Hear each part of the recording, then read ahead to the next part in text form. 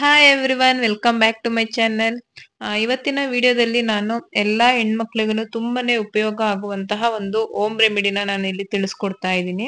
ಮುಖದ ಮೇಲಿರುವ ಬೇಡವಾದ ಕೂದಲುಗಳು ಹೆಣ್ಮಕ್ಳಿಗೆ ಒಂಥರ ಮುಜುಗರವನ್ನ ಉಂಟು ಮಾಡುತ್ತೆ. ಅದನ್ನೆಲ್ಲ ರಿಮೂವ್ ಮಾಡೋದಕ್ಕೆ ಅಂತ ಹೇಳ್ಬಿಟ್ಟು ನಾನಾ ರೀತಿ ಪ್ರಯತ್ನಗಳನ್ನ ಮಾಡ್ತಿರ್ತಾರೆ. ಆದ್ರೆ ಅದೆಲ್ಲ ಕ್ಷಣಿಕ ಮಾತ್ರ ಆಗಿರುತ್ತೆ.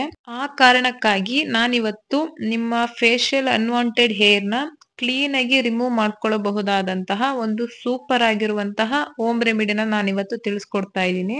ತುಂಬಾನೇ ಸಿಂಪಲ್ ಆಗಿ ಮಾಡ್ಕೊಳ್ಬಹುದು. ಇದಲ್ದೇನೆ ನಮ್ಗೆ ಇದರಿಂದ ಎಫೆಕ್ಟಿವ್ ಆಗಿರುವಂತಹ ರಿಸಲ್ಟ್ ಕೂಡ ನಮ್ಗೆ ಸಿಗುತ್ತೆ. ವಿಡಿಯೋನ ಎಲ್ಲೂ ಸ್ಕಿಪ್ ಮಾಡದೆ ಕೊನೆವರೆಗೂ ನೋಡಿ, ಇದರಿಂದ ನಿಮ್ಗೆ ತುಂಬಾನೇ ಹೆಲ್ಪ್ ಆಗುತ್ತೆ. ಬನ್ನಿ ಇವಾಗ ಈ ಸಿಂಪಲ್ ಆಗಿರುವಂತಹ ಹೋಮ್ ರೆಮಿಡಿನ ಯಾವ ರೀತಿ ಮಾಡೋದು ಅಂತೇಳಿ ನೋಡೋಣ. ಇವಾಗ ಇಲ್ಲಿ ಒಂದು ಕ್ಲೀನ್ ಆಗಿರುವಂತಹ ಒಂದು ಬೌಲ್ ನ ತಗೊಂಡ್ಬಿಟ್ಟು ಅದಕ್ಕೆ ಒಂದು ಫುಲ್ ನಿಂಬೆ ಹಣ್ಣನ್ನ ನಾನು ಕ್ಲೀನ್ ಆಗಿ ಹಿಂಡ್ಕೊಳ್ತಾ ಇದ್ದೀನಿ. ನಮ್ಗೆ ಇಲ್ಲಿ ಮೇನ್ ಆಗಿ ಬೇಕಾಗಿರೋದು ಎರಡು ಇಂಗ್ರೀಡಿಯೆಂಟ್ಸ್.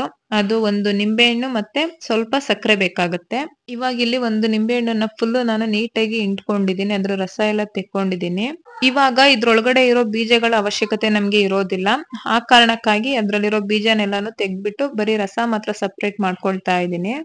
ಇವಾಗ ಇಲ್ಲಿ ನಾನು ಇನ್ನೊಂದು ಬೌಲ್ ತಗೊಂಡು ಒಂದು ಸ್ಪೂನ್ ಅಳತೆಯಲ್ಲಿ ಒಂದು 3 ಸ್ಪೂನ್ ಆಗುವಷ್ಟು ನಾನು ಇಲ್ಲಿ ನಿಂಬೆಹಣ್ಣಿನ ರಸನ ತಗೊಳ್ತಾ ಇದ್ದೀನಿ. ನೀವು ಬೇಕಿದ್ರೆ ಇದನ್ನ ಹೆಚ್ಚು ಕಡಿಮೆ ಮಾಡ್ಕೊಳ್ಬಹುದು. ಬಟ್ ನಾವು ನಿಂಬೆಹಣ್ಣಿನ ರಸ ಎಷ್ಟು ಹಾಕೊಂಡಿರ್ತೀವೋ ಅಷ್ಟೇ ಅಳತೆಯಲ್ಲಿ ಸಕ್ಕರೆನ ಹಾಕೊಳ್ಬೇಕಾಗತ್ತೆ. ನಾನಿಲ್ಲಿ 3 ಸ್ಪೂನ್ ಅಷ್ಟು ನಿಂಬೆಹಣ್ಣಿನ ರಸ ತಗೊಂಡಿದ್ದೀನಿ. ಇದ್ರ ಜೊತೆಗೆ 3 ಸ್ಪೂನ್ ಆಗುವಷ್ಟು ಸಕ್ಕರೆ ಕೂಡ ಸೇರಿಸ್ಕೊಂಡು ಮಿಕ್ಸ್ ಮಾಡ್ಕೊಳ್ತೀನಿ.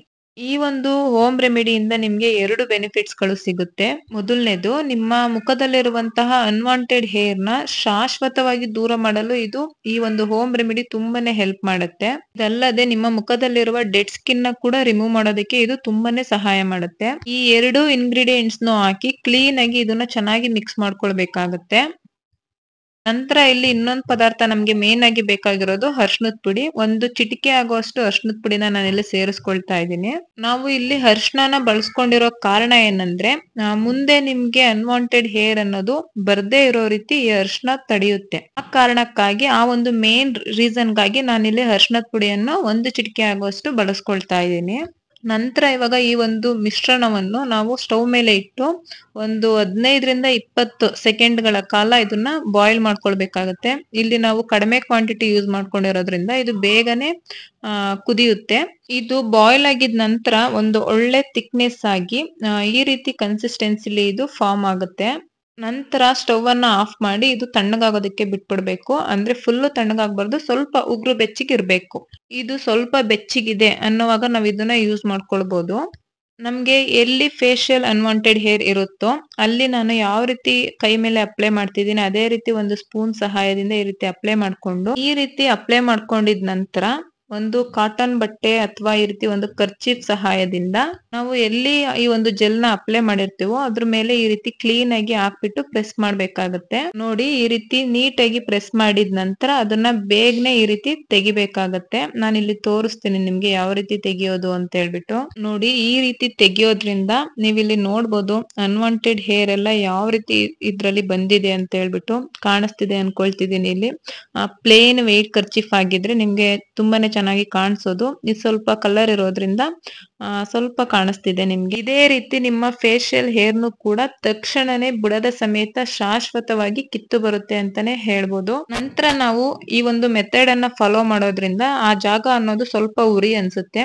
ಆ ಕಾರಣಕ್ಕಾಗಿ ನಾವು ಯಾವ್ದಾದ್ರು ಒಂದು ಕೊಬ್ಬರಿ ಎಣ್ಣೆಯಿಂದ ಅಥವಾ ಐಸ್ ಕ್ಯೂಬ್ ಇಂದ ಅಥವಾ ತಣ್ಣೀರಿಂದ ಇಲ್ಲ ಅಂದ್ರೆ ಅಲೋವೆರಾ ಜೆಲ್ ಇಂದ ಮಸಾಜ್ ಮಾಡ್ಕೊಳ್ಳೋದ್ರಿಂದ ತಕ್ಷಣ ಆ ಉರಿಗೆ ನಮ್ಗೆ ಪರಿಹಾರ ಸಿಗುತ್ತೆ. ಒಂದು ಮೆಥಡ್ ನ ನೀವು 15 ದಿನಕ್ಕೊಮ್ಮೆ ಮಾಡಿದ್ರೆ ಸಾಕಾಗುತ್ತೆ.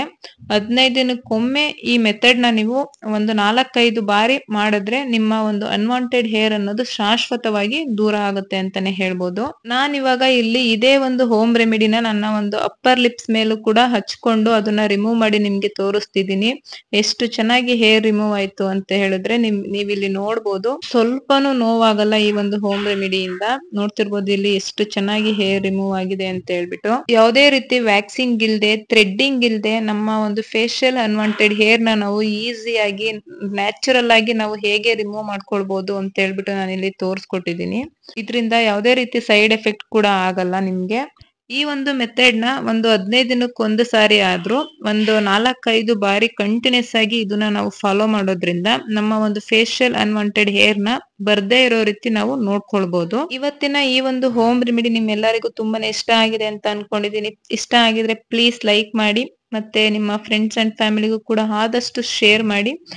ಇದೇ ತರ ಇನ್ನಷ್ಟು ಹೋಮ್ ರೆಮಿಡಿಗಳಿಗಾಗಿ ಈ ಒಂದು ಚಾನೆಲ್ ನ ಸಬ್ಸ್ಕ್ರೈಬ್ ಮಾಡ್ಕೊಂಡು ನನಗೆ ಸಪೋರ್ಟ್ ಮಾಡಿ. ಸಿಗ್ತೀನಿ ಮುಂದಿನ ವಿಡಿಯೋದಲ್ಲಿ. ಅಲ್ಲಿವರೆಗೂ ಬಾಯ್ ಬಾಯ್.